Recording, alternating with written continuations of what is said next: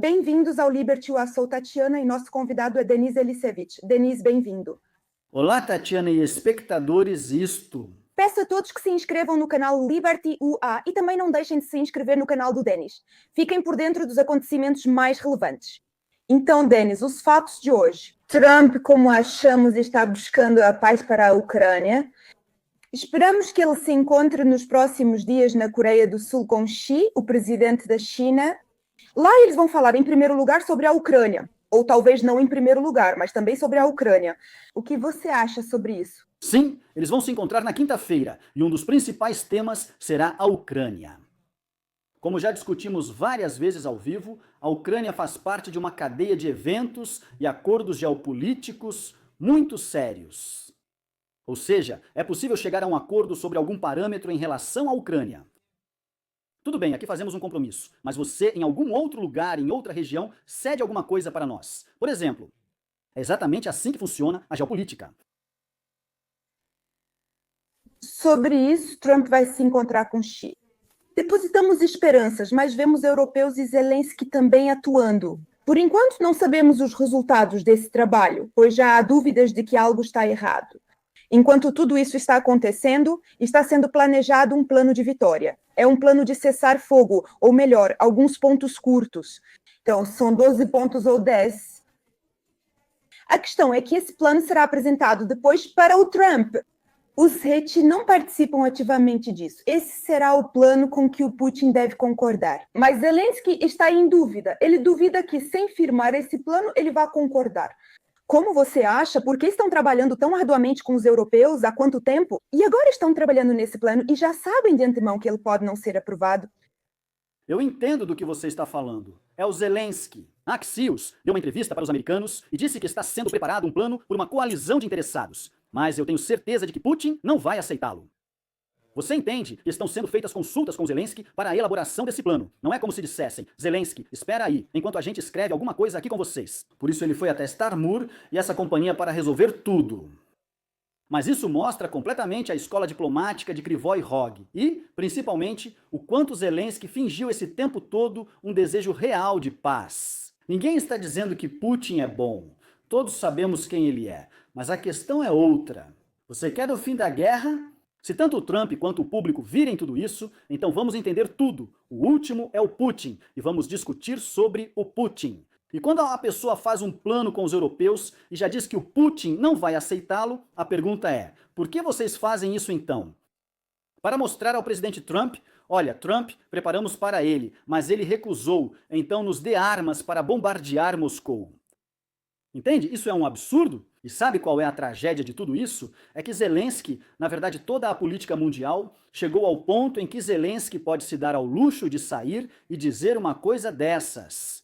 Ou seja, do ponto de vista lógico, isso é absolutamente um absurdo puro. Para as pessoas entenderem, recentemente houve negociações de paz sobre Gaza para Israel. Sobre tudo isso, o presidente Trump com Witkoff desenvolveu com Netanyahu um plano de 20 pontos. Imagine se eles e todos soubessem que esse plano está sendo desenvolvido. Vamos supor que eles escrevem esse plano. Aí, por exemplo, Witkoff diz: estamos fazendo um plano, mas talvez o Hamas ou o Netanyahu não aceitem. Trump faria isso na hora. Embora impossível, se ocorresse, ele demitiria a pessoa imediatamente e se despediria. Não perco tempo com besteira, tenho coisas mais importantes para fazer. E o presidente da Ucrânia, além de ter abandonado todos os assuntos internos, tudo é controlado pelos Yermaks, várias gangues da máfia, o Estado Profundo. Então ele já está assim. E quanto à política externa, estamos preparando algo que claramente não funciona. Bom, me desculpe, isso é simplesmente ridículo.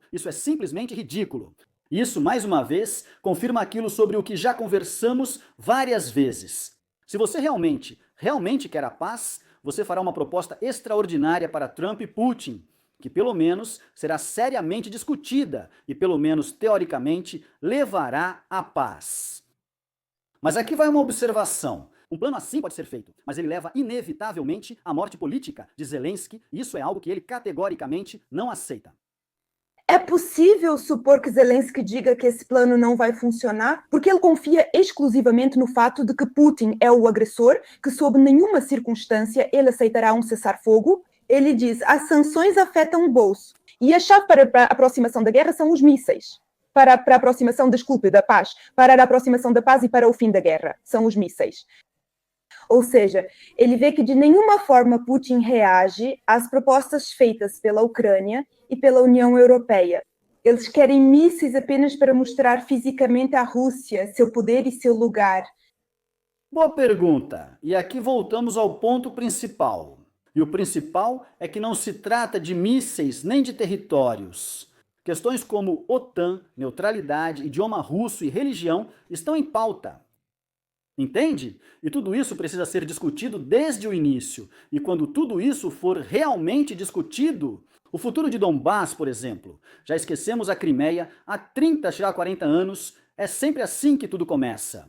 Depois, um pouco sobre os territórios. Troca ou não, mísseis ou não, é assim que começa. Certas questões, se não resolvidas agora, causarão futuras guerras. A Rússia, por sua vez, considera isso motivos para a guerra. Eliminar causas da guerra e conflito.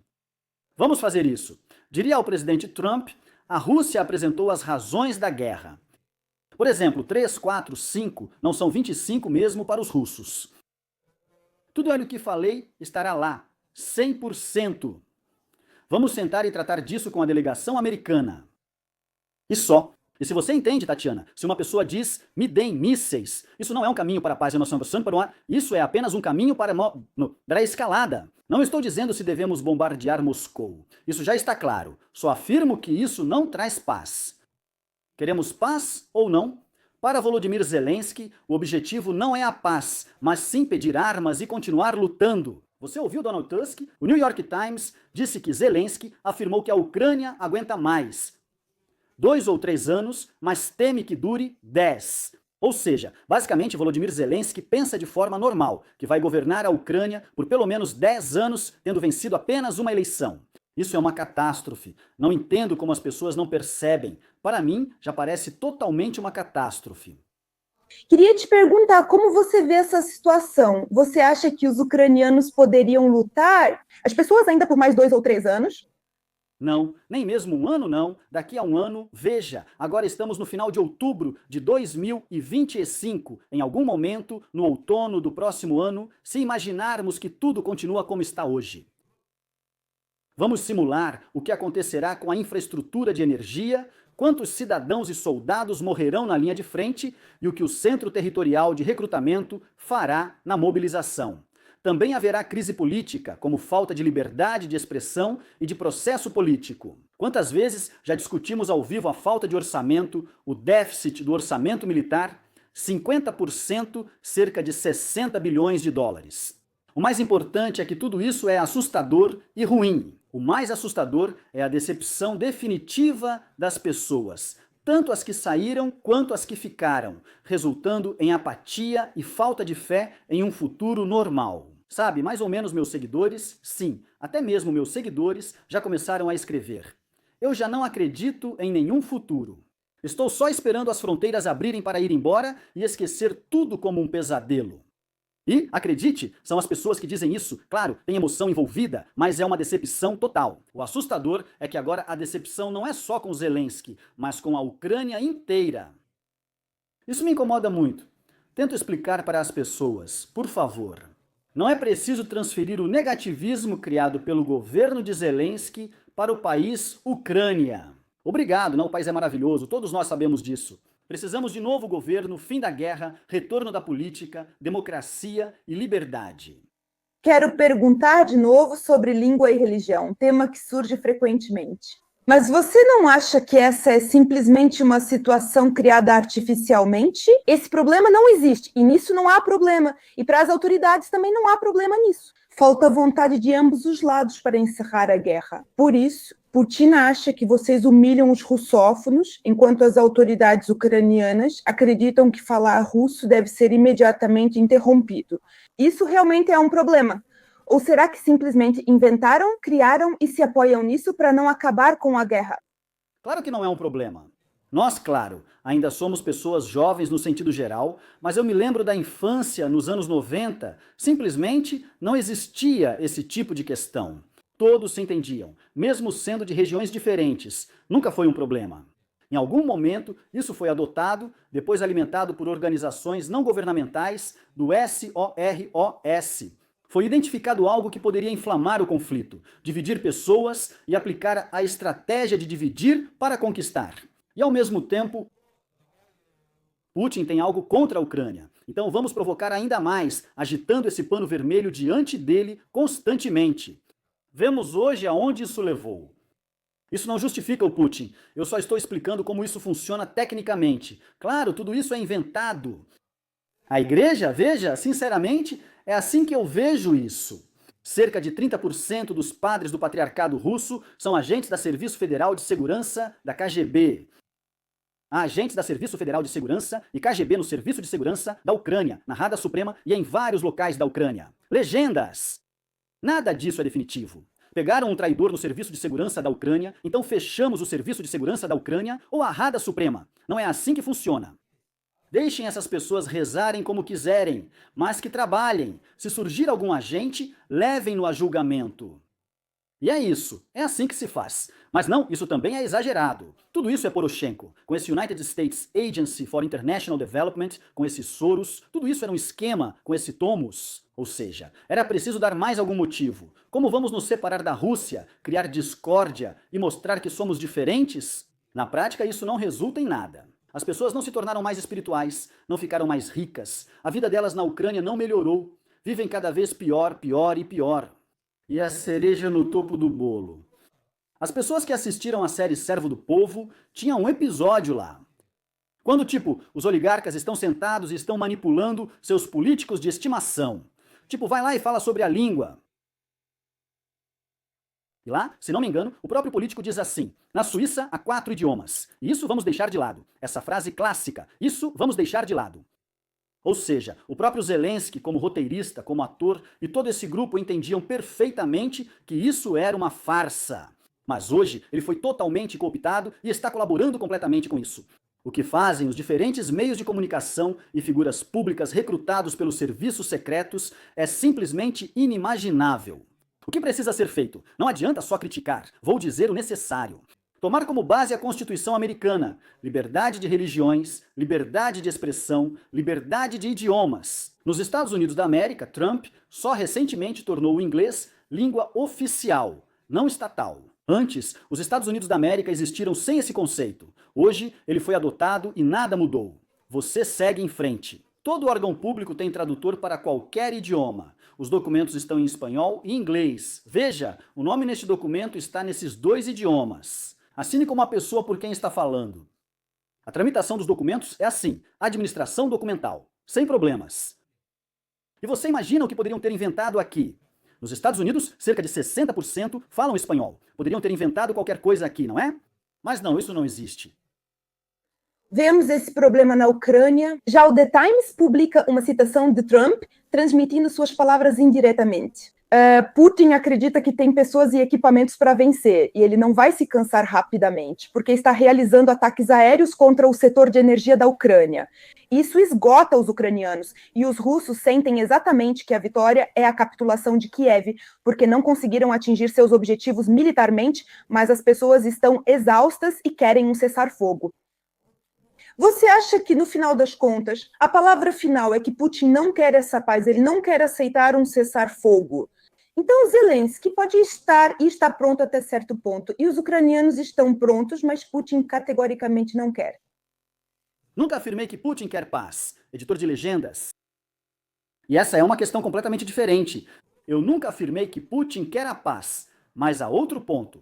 Putin não se opõe a encerrar o conflito desde que certos acordos sejam alcançados. Quem realmente quer paz não mata com drones nem faz essas coisas. Putin não quer a paz. Mas se Zelensky realmente quisesse, como você diz, não seria assim. Ou você quer ou não, entende? Isso fica claro pelas ações, como discutimos hoje. Fazemos um plano, mas ele nunca dá certo. O próprio Trump, após a última visita do Zelensky, disse que a imprensa afirmou que ele achou que Zelensky buscava escalada, não o fim da guerra. E todo mundo entende pelo comportamento. Mas quantas vezes nós também já falamos isso com você?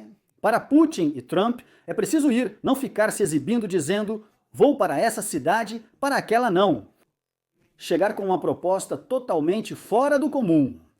Ou seja, saia do nosso território, pois você é o agressor, mas não é tão simples. É preciso levar uma proposta e solucionar problemas reais. Se não gostamos da Rússia, ela é inimiga, mas se pedir ou exigir algo nas negociações, devemos considerar. Como Israel, Hamas e Gaza faziam, está claro quem são. Mas Israel sentava à mesa e conversava. Não é agradável, goste ou não goste, o Trump pressionava, mas era preciso fazer isso. Sempre foi assim na história, todos agem assim. Seu oponente nunca vai te agradar, ainda mais em casos de assassinato ou agressão militar. A questão é, se não quer negociar assim, saia e deixe outro presidente resolver, convocando eleições, se isso te incomoda tanto. Ou, como Trump, você percebe, Trump já repete toda semana, Zelensky e Putin se odeiam, Zelensky e Putin se odeiam. Por que ele diz isso? É algo pessoal, eles não se gostam, mas quem sofre são outros. É por isso que eu falo lá no fundo da alma. Quero dizer que provavelmente nosso governo quer a paz, porque ainda vemos aquela situação em que a barragem na região de Belgorod foi bombardeada e danificada. Claro, não sentimos pena dessa barragem dos russos, mas a situação é que temos medo de que os russos comecem a fazer ataques de retaliação contra a Ucrânia. E hoje disseram que eles testaram o Burevestnik durante as negociações de paz. Como se as negociações de paz estivessem acontecendo, mas com esse Burevestnik eles dizem que o teste foi bem sucedido. Estamos nos preparando para a implantação, teremos garantias de segurança, e surge esse pensamento. Trump diz que esse Burevestnik absolutamente não assusta a América, mas novamente porque Trump não pressiona mais a Rússia com sanções. Por que ele não pressiona Putin com sanções pessoais e privadas? Por que ele permite testar esses Burevestniks? Para seguir desse jeito? E o mundo está em estresse, em tensão, e na Ucrânia não se vê uma saída para essa situação. Por partes, sobre o Burevestnik, Trump disse de forma muito clara e transparente: se eu fosse o Putin, não estaria testando o Burevestnik, mas pensando em como fazer a paz. E lá, esse Burevestnik voa por milhares de quilômetros, algo em torno de 4 ou 8 mil. Ele diz: não precisamos disso, temos um submarino nuclear. Se tentar algo, vamos mostrar como funciona. Por isso, não há o que discutir. Putin pode bancar o valentão diante de uma Ucrânia enfraquecida, mas quando se trata de uma superpotência de verdade, como os Estados Unidos da América, ele tem que ficar quieto mesmo. É isso que o Trump tenta explicar para ele se acalmar. Sobre o resto, qual era a sua pergunta? A segunda parte era... Por que o Trump permite que o Putin Burevestnik mantenha o mundo inteiro em estresse? Porque existe uma ameaça nuclear. E claro, isso é realmente estressante. E nesse contexto, por exemplo, Dmitriev se encontra com representantes dos Estados Unidos na Casa Branca. E também surge a pergunta, por que eles querem que as sanções sejam suavizadas? Eles querem restabelecer contatos com os russos? Por que Trump permite isso a Putin? Não, é isso mesmo. Vocês ouviram sobre as sanções que anunciei? São graves contra a Lukoil e a Rosneft. Aqui estão as ações. Já contei para vocês e vou contar de novo como funciona a equipe do Trump e o próprio Trump. Se hoje fizermos tudo de forma super rígida, aqui e agora, então não haverá paz nenhuma. Putin será punido e a Rússia sofrerá economicamente, mas estamos esquecendo da paz. Pergunta simples: isso vai impedir mortes? Há alguma solução constitucional ou não? Então, simplesmente, bem pessoal, continuem lutando então. Eu pressionei Putin, mas quem vai lutar são vocês. Trump entende. Não vou fornecer armas, apenas vender da OTAN ou dar informações de inteligência por enquanto, mas ninguém lutará por muito tempo. Trump acredita que mais um ano de guerra prejudicará muito suas promessas e demais aspectos. Então, o processo está indo de forma bastante lenta, por isso eles estão desenvolvendo um plano e o estão implementando. Se Putin não entende, eles vão para o próximo nível. E, repare, todas essas coisas que aconteceram, Trump está em um nível acima. Aqui estão as sanções para você. Agora, eles estão ligando. Vamos nos encontrar com Putin. Os russos ligam para Trump. Vamos, você vai se encontrar com Putin. Foi dito claramente, eu não vou me encontrar, isso é perda de tempo. Quando vocês estiverem realmente prontos para acabar com a guerra, eu me encontrarei com vocês imediatamente. Mas isso é perda de tempo. Para ele contar historinhas para Trump sobre a história, sobre todo o resto, ir embora e depois lançar um drone sobre a Ucrânia. Todos entenderam. Agora estão sendo muito duros com Putin, mas moderados quanto à ruptura. As pessoas devem entender que, se pressionarem muito Putin e a Rússia agora, isso pode durar apenas 5 minutos. Todos gostam, inclusive eu, mas isso não encerra a guerra. Nosso objetivo, assim como o de Trump, é acabar com ela. Sobre as pessoas, você disse que elas querem isso. Sinceramente, não tenho certeza se realmente querem. As pessoas estão preocupadas, há bombardeios, tudo isso. Mas quando você conversa com eles, não com todos, mas com muitos, sim, dizem que é preciso acabar com isso. Mas, olha, eu tive uma série de conversas particulares na semana passada. Isso acontece o tempo todo. Bem, que tipo de mas pode haver? Especialmente quando falam pessoas que não estão na linha de frente, homens em idade de servir. Para mim, isso é realmente estranho. Ou seja, ou ficar aqui sentado enquanto outros lutam na linha de frente. Isso é loucura, a guerra precisa acabar. Vamos discutir apenas sobre Putin, se Zelensky demonstrar desejo de paz, o que ele não fará, pois isso seria seu fim político. Se voltarmos à reunião entre Trump e Tsai, e considerando que Tsai geralmente mantém uma posição neutra, normalmente a posição dele é sempre neutra. E agora, será que Trump pode influenciar Tsai de alguma forma para que ele influencie Putin a parar a guerra? Claro, veja, muitas vezes é chato. A Ucrânia atua como proxy do Reino Unido e dos democratas dos Estados Unidos da América nesta guerra, o que é verdade. Mas a Rússia também é proxy, só que da China.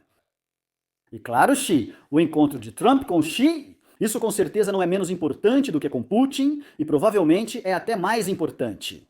Sem o apoio da China, Putin está perdido nessa guerra. Você conhece as atuais relações comerciais entre Estados Unidos e China. Por isso, Xi age assim. Vamos lembrar outro ponto. Agora, Zelensky também. Xi Jinping costuma lembrar que, para a China, não é vantajosa essa derrota da Ucrânia, mas também não é vantajosa a derrota da Rússia. E por isso eles simplesmente apoiam, sabe? Ficam jogando lenha na fogueira, deixando queimar lá. A China propôs um plano de paz com 12 pontos, se não me engano. Isso foi há cerca de 1 ano, talvez 9 meses atrás. Zelensky se pronunciou e seus ministros disseram não. Nós nem vamos discutir isso, nós não vamos aceitar isso. Hoje, qualquer telespectador pode pesquisar no Google ou perguntar a uma inteligência artificial sobre o plano da China. E lá não tem nada de fantasticamente ruim, é até mais leal do que o que está sendo discutido hoje. Ou seja, gastos na linha de frente. Novamente, a internet não esquece. Zelensky falou 1000 vezes no ano passado. Nenhum gasto na linha de frente. E Putin estava pronto no ano passado e Trump falou sobre isso. Entende? Então você pensa, por que as pessoas ainda morrem, quando isso poderia ter parado mesmo após Istambul? Zelensky quer a paz ou não? Em 1 ano, o que hoje propõe será só um sonho. Ou seja, você acha que uma das exigências de Trump ainda será acabar com a guerra na Ucrânia, influenciar pelo menos a Rússia dessa forma? Porque parece que Trump só resolve os próprios problemas dele. Eles não querem comprar metais de terras raras da China, Trump quer que a China continue comprando soja dos Estados Unidos e diz que não deseja nada de ruim para a China. Mas se olharmos por outro lado, por exemplo, no caso do Japão, Trump quer ir até lá para também fortalecer as relações comerciais com o Japão e assim enfraquecer a China e a Coreia do Norte. Se falarmos sobre a Malásia, lá também foram assinados acordos relacionados aos metais de terras raras. Trump não quer comprar esses metais da China, mas sim da Malásia. E parece que ele está jogando em todas as posições ao mesmo tempo. E será que ele tem argumentos suficientes para convencer Xi para que ele concorde? Os tempos são favoráveis para Putin. Deixe-me descer. Você disse que Trump defende só seus próprios interesses, ou seja, os dos Estados Unidos da América. Nunca afirmei o contrário. O presidente dos Estados Unidos, pela Constituição, tem o dever de buscar apenas esses interesses. Não os interesses da Ucrânia, da Polônia, mas sim os dos Estados Unidos da América. Automaticamente, os interesses de seus aliados. A Ucrânia não é aliada dos Estados Unidos. Eu queria que fossem. Então, agora vamos falar sobre os acordos comerciais de Trump. Claro, como todos vocês dizem, mas há um ponto importante. Geopoliticamente, todos nos Estados Unidos trabalham, como posso dizer, entendendo uma realidade que eles querem concretizar. É preciso separar a China da Rússia como parceria, porque o principal rival geopolítico dos Estados Unidos é a China. E só. Acredite, não só Trump, mas outros republicanos que disputaram a presidência sempre diziam isso nas campanhas. Era preciso separar. Todos os diplomatas aqui sabem e trabalham nisso. Por isso, Trump certamente vai falar com Xi Jinping, oferecendo boas tarifas e outras vantagens. Mas o Putin precisa levar um chute na bunda. Pode ser uma conversa desse tipo. Claro, estou exagerando com humor, mas é mais ou menos nessa direção. A missão de Trump é geopolítica, separar China e Rússia. E então, quando Trump voltar dessas conversas, Zelensky e a Europa vão mostrar o plano que eles criaram, aqueles 12 pontos. E o que você acha? O que vai restar desses 12 pontos? Se realmente seguirmos o caminho da paz, se entrarmos em uma trilha pacífica em que vamos concordar? Esse plano ainda não foi publicado.